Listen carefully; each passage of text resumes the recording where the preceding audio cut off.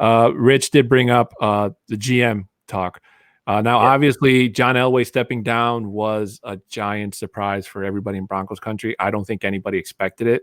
That I was actually expecting something like that coming from John Elway next year when his contract was up. So him giving up GM. No, I was waiting for it. So him giving up GM the position to me anyway was a surprise. And there have been suitors, there have been candidates, people have been throwing names left and right, but it's come down to 3 people, if I'm not mistaken, which is Champ Kelly, George Patton, Patton, whatever, yeah, George Patton, thank you, yeah, and Fontenot. I did say that right? Fontenot. So I'm not super into what GMs are the greatest GMs or whatever. So I just go basically off of what my sources tell me and who they believe is good or not. But it sounds like the Broncos country can't go wrong with either one of those 3. And I think Kelly would probably be for sure number 3. But if the Broncos can hold out for Fontenot, depending on what happens in this weekend's divisional round game, like me and you talked about backstage, Rich, if the Saints win and the Broncos don't want to wait until they can get a personal interview, then they're probably just going to go with George Patton. After today, I'm not convinced that Patton isn't necessarily their number 1. I'm only saying that. Well, sorry. I think you're right. Although I think the Broncos are leaning more towards, from what I can tell, wanting a guy now, because I think they want him here. Thanks. Look, in all fairness, I did say I want to dig more into what OCs are available and whatnot. But I actually think that our first choice is probably Fontenot. And to me, as a Broncos fan and as all Broncos fans, that should make us happy. Because my concern after what I've seen after this offseason and what I saw what was going on was, I know this sounds very conspiracy theory-esque, but I'm not fully convinced that the hiring and firing of Scangarello was a Vic Fangio decision. I'm leaning a little bit more towards personally the fact that I personally believe that I think that may have been more of an Elway decision, wanting that seasoned veteran leadership on the offensive side of the ball, knowing that Vic Fangio was basically almost exclusively focusing on the defensive side of the ball, which I think is pretty clear for most people to see. And so part of me then wondered if that was a point of contention between Elway and Fangio. And then now all of a sudden, as this year concludes, Shermer steps in, Scangarello's out, and now all of a sudden Elway has now been promoted and is no longer the GM. So there's too many pieces that kind of line up to being a little odd. And that happens to be one of them for me. So I'm actually wondering if that may be kind of the underlying piece. And if that's the case, then I actually think Ellis is probably trying to push for long-term Broncos success as opposed to a short-term stopgap. And in my opinion, Kelly was that short-term stopgap. So the fact that we're now seeing Patton and Fontenot, I'm a resident Canadian, so I pronounce it using the French accent properly. So because we're seeing both of those guys as front runners, to me, that makes me very excited as a Broncos fan, because I believe both of those guys are showing us as fans that gone are the days of not living up to what Mr. B's standards are. Right. And that makes me super excited. Lamiron Man 9995 says, do you see Drew Lock throwing for 4,000 plus yards, 30 plus touchdowns, and 8 interceptions, and completes at least 67% of his passes, and Jerry Jeudy having a 1,000 yard year, and Sutton? If so, do you think they will contend? I mean, honestly, that's kind of what people had in mind for this past year. And so at this point, that's almost wishful thinking, Rich. I would like to sit here and say, yeah, Drew Lock is going to have that type of season. But unfortunately, we saw that injuries.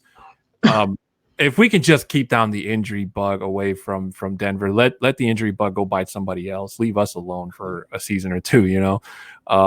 But at this point, Rich, that's wishful thinking. I would love to see Drew Lock and Jerry Jeudy and Sutton put up 1,000 yards each, but it has to. They have to show some type of improvement. Pat Shurmur's game plan has to jump by leaps and bounds. Drew Lock has to clear up the interceptions and work on his ball security and stop throwing off of his back foot, which makes me panic every time I see it. So, but I would love to see it. I just don't think that's realistic for Drew Lock throwing for those types of yardages, unless he truly looks inwards at himself and, like I said earlier, focuses on one or two things this offseason and says and makes one of those things ball placement. So, as an example, biggest thing to get yourself to yardage like that is when Jerry Jeudy's coming out of his breaks is you lead him slightly with the ball. Mm-hmm. And now all of a sudden you end up with a guy who is more than technically capable of catching that ball, but then he gets like another 10 yards after the catch. Well, you're credited for those extra yards as the quarterback. So all of a sudden a 5 or 6 yard completion turns into like what, a 10-yard or 11-yard completion.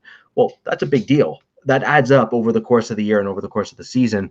And you simply then go from maybe being like a 2,000-3,000 or 4,000 yard or 2,000-3,000 yard quarterback, and then you start getting into the 4,200, 4,400, 4,500 yard quarterback. But to kind of go back on that, I think Denver has come to a realization today, or not today, but after this last season, that we are not the Kansas City Chiefs. Mm-hmm. And I believe that through looking inward and looking at our player personnel and looking at where we play, that we are better off becoming back to that kind of a little bit of an old school Denver look where we are a run first football team, and we can go from there. And I think if that is if that's the team that we want to be, to basically slow the other team down because we're chewing up that clock and staying on the field and winning those one-on-one battles on the offensive line and pushing the ball down the field, I just don't think 4,000 yards is realistic. Chuck Pagano retired. Just received the message. So that's kind of a bit of a shock, seeing as how he had looked out to be the head coach of the Denver Broncos just 2 years ago. So hopefully it's not because of his health. I know he had some health issues while he was with the Indianapolis Colts.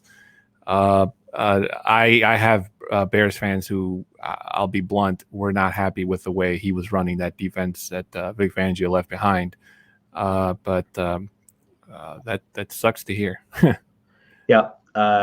Both I can confirm both the Hawks and Pagano are both those chat items 100% true. I just checked it on the interwebs. Yeah. And Boggin said, Broncos country, do not pick up Schottenheimer. Take it from him, who's from Seattle and knows a little bit more about Schottenheimer than Broncos country probably does in terms of coach, not facing him. And we're getting real low on time here. I just want to quickly speak. Thank you, Jerry, for joining us. I really appreciate it. I agree. I more than cringe, though. I almost closed my eyes.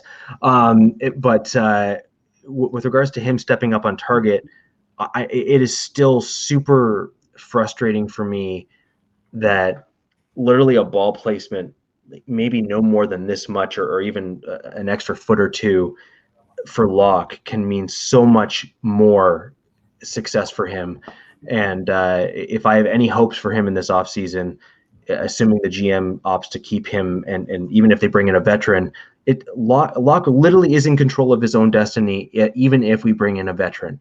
So if Locke can stay with this team and can prove that he's able to work on those things that he needs to work on, he will be our quarterback for the entirety of 2021, because it is up to Locke to prove and to fend off effectively the veteran quarterback that they bring in. And one of the ways he can do that is by learning ball placement. And honestly, so many of those interceptions, I mean, I bet you if I went back and reviewed the tape, which I might have actually eventually do in the offseason, I bet you 50% of those interceptions never happened.